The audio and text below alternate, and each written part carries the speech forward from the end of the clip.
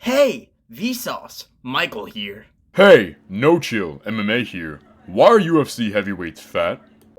If your name is Parker Porter or Jake Collier, let's talk about it. If your name is Bryson Smith or Jamal Pogues, let's talk about it.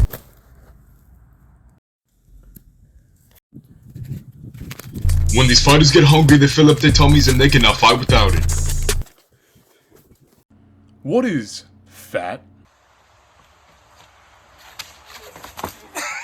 To truly put into context how fat the UFC heavyweight roster is, let's do some real research. We're going to go through every single roster member and see how fat they are. Fat, fat, fat, fat, fat, fat, skinny fat, fat, fat, fat, fat, fat, fat, so fat, fat, fat, fat and hairy, fat, fat. If you were wondering, the highest obesity rate in America is in the state of West Virginia with a 41.2% rate of obesity.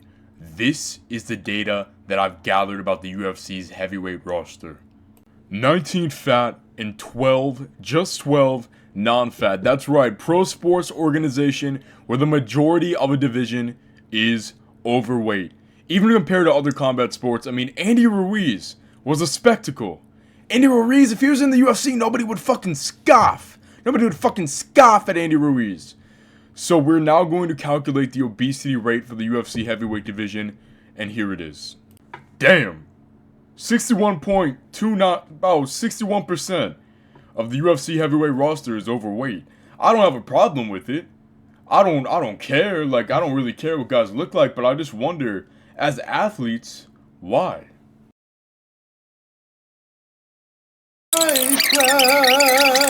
When they just deserve to die. Now, I know the reason why there's not just like 20 Brock Lesnar's hopping around the UFC, and that has to do with pay. Let's just say you're a big dude. Like a really big dude. You could train really hard and get into the UFC being absolutely built with so much discipline, and then some shit like this could happen to you.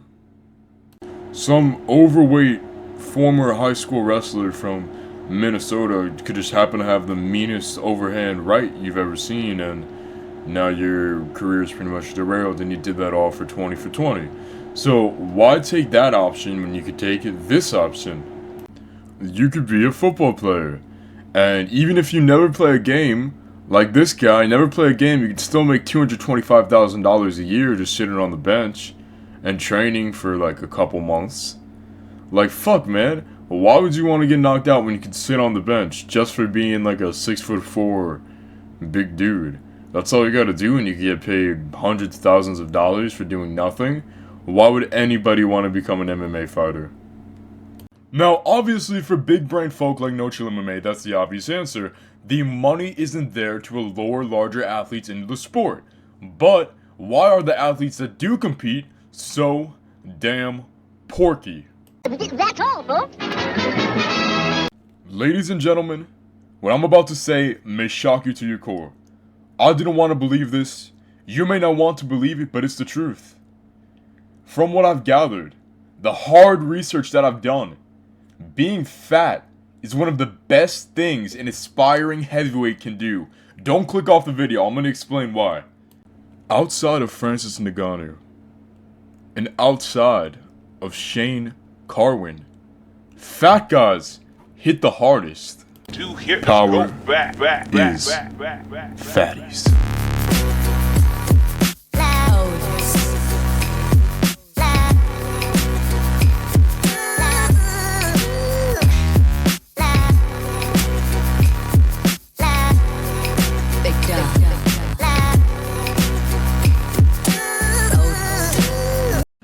Let's take a look at Muhammad Usman, a former football player, a wrestler, a lifelong athlete, the brother of former UFC and all-time welterweight great Kamaru Usman. Has some of the best training facilities available to him ever. Absolutely looks like he's carved out of granite. I mean, absolutely a just beast. One touch, knockout power. And sure, You could find pictures of him a little bit chubbier earlier in his MMA career, but he's not a lifelong fatty. This guy's a lifelong, muscular, big dude. So how come chubsters like Mick Parkin and Thomas Peterson can absolutely maul the motor?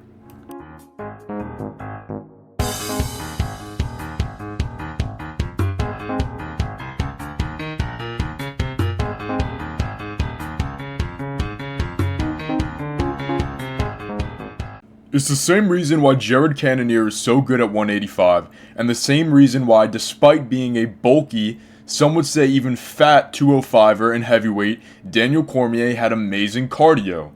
We're actually going to have to turn to Dragon Ball Z for this. What for eat? Oh, boo, eat too much cake. Oh, yes. Yes! I want candy! In Dragon Ball Z, the way that fighters train their muscles is with weighted clothes. Now in real life, weighted clothes, I mean, the studies aren't really insanely positive for it. I would say mixed results, but it's not weighted clothes that's training these guys' muscles. It's their fat. It's the fat around the muscle tissue. Imagine being a very athletic guy who has non-stop resistance training. That's what being fat does. You don't believe me? Let's take a look at Khalil Roundtree. This is Khalil Roundtree before losing the weight. He's bolsterous, voluptuous, some might even say. That boy started doing some Tiger Muay Thai, got into crazy good shape, and although of course he's a phenomenal athlete, I would have to wonder, with the version of Khalil at 205 that we have now, you know, the ripped, good cardio, very fast in there, moving like a lightweight, would that Khalil Roundtree exist if we never got fat Khalil Roundtree, if those muscles were not already used to being, you know, strained like that, like crazy? People don't realize being fat and coming down, your muscles are already used to doing more work. So you come out like a better fighter. You really do. Now, what does that have to do with fighters that are still fat? Well, it's the same thing happening, just on a smaller scale. Being a fat heavyweight is good. It's good. You're not cutting any weight. Can you imagine if Sergey Spivak went down to 205 or 185? He would weigh the fucking same that he does now. I mean, he was neck and neck with Rainer de Ritter, who's a middleweight. Being fat for these fighters, it's not just a choice in the cage. It's a lifestyle. And although controversial, it does have some benefits. Being a bigger, bulkier fighter has benefits inside the octagon. It really does. It can make you stronger. It can make you hit harder. And losing the weight that you once put on could give you some very good lean muscle and some very good cardio. It is time that we embrace, no more negating it. We need to embrace and accept the future that fighters are getting more fat because fighters are getting more optimal. Now, being really big and muscular and still being able to move around and still have cardio, obviously it's going to beat the fat guy. Like a Tom Aspinall. Tom Aspinall mauls everybody, right? We could all agree that. But a lot of these guys, they're just not able to build, 30 pounds of muscle this late in their lives. They're just not able to. And if they were, who knows if it'd even be beneficial. Maybe their cardio would be worse. Now, interestingly enough, for those who aren't sold on my conspiracy theory that being fat is the best base for heavyweight MMA, boy do I have good news for you. As we watch this next generation of heavyweights come up, none of them are big fatties. All muscular, big, fucking knockout artists are on their way to the UFC. The future is looking very bright for the heavyweight division. Give it another 3 years, and I think that this obesity epidemic might come to an end. Or will we see the reverse happen? And will we see fat fighters take advantage of the rare advantages and attributes that being a chubster actually has? Ladies and gentlemen, we've cracked the code. We've cracked the code. The reason that so many of these fighters are fat is because it works. At the end of the day, it works.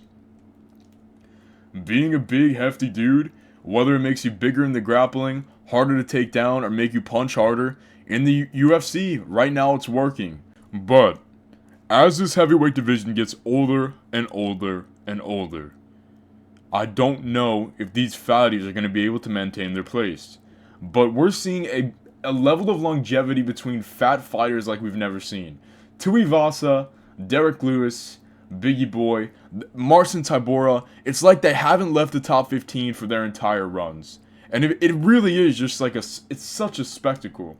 The way that these chubby MMA fighters have held down the heavyweight division for almost, I would probably say over half a decade now. Over half a decade, these chubby fighters have held down the ranks at heavyweight.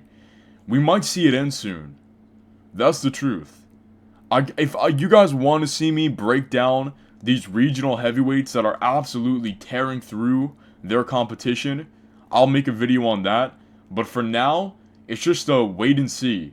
The future's not looking fat.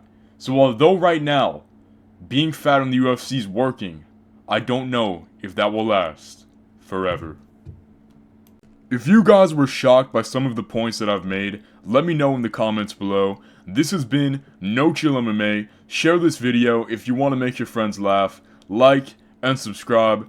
Thank you guys for joining.